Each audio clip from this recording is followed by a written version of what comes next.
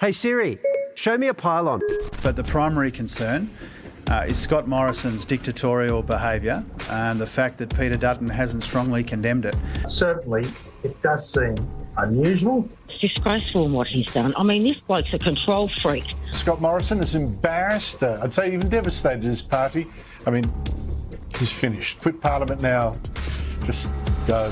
Instead, the former Prime Minister, Health Minister, Treasurer, Resources Minister, Finance Minister and Home Affairs Minister dug in. Only I could really understand the weight of responsibility that was on my shoulders. You're standing on the shore after the fact. I was steering the ship.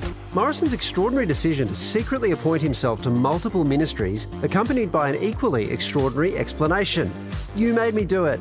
There was a clear expectation established in the public's mind that I, as Prime Minister, was responsible pretty much for every single thing that was going on.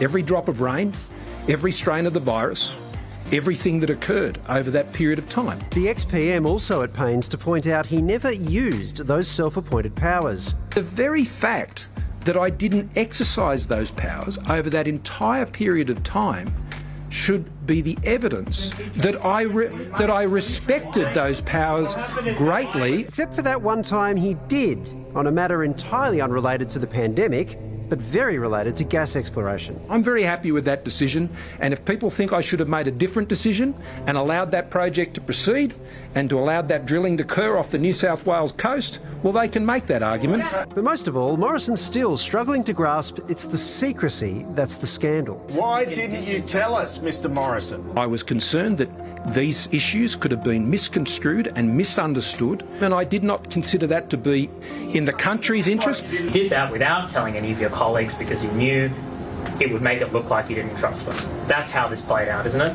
That's your narrative, and I don't accept it. You understand it's a slippery slope when you use the term emergency powers. Not in this country.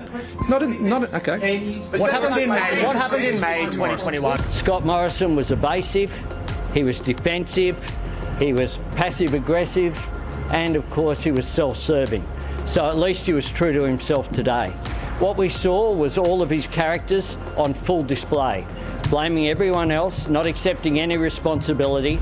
So after a performance that did little to dispel the mounting anger, can the member for Cook hold on? The first rule of Power Grab Club is don't talk about Power Grab Club. And Scott Morrison broke that rule today. When I saw he was doing a press conference, I thought maybe he was going to stand down. But he didn't, obviously. But were you surprised? Like, did he need to do that? Were you surprised he did that? I feel like he probably did, just because it seemed to be getting bigger and bigger and bigger, and there needed to be a circuit breaker. And I imagine in his mind that's what this was going to be. It's turned out it wasn't.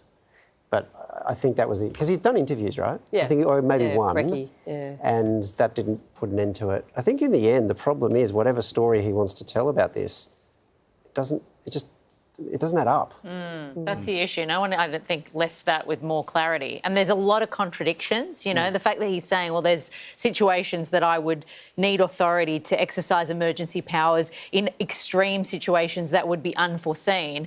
How is the offshore drilling situation an extreme situation that would be unforeseen? You know, it just sort of all doesn't match up. And then the fact that he didn't use those powers, well, that's indicative of the fact that, you know, I took them seriously and I respected them. Well, why do it in the first place? Yeah. It just doesn't make sense. I want to know how many times a minister enacts policy without the Prime Minister knowing or their blessing. If that never happens, then this is even a stranger thing. So I've been thinking about that, and it must have happened, because that's what the gas thing is about, right? Like the Resources Minister was going to approve it and Morrison vetoed it.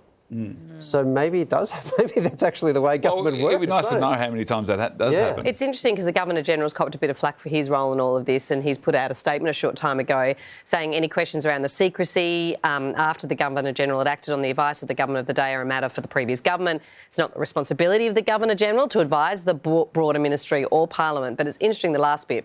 The Governor-General had no reason to believe that appointments would not be communicated. So even the Governor-General thought that the office would be told.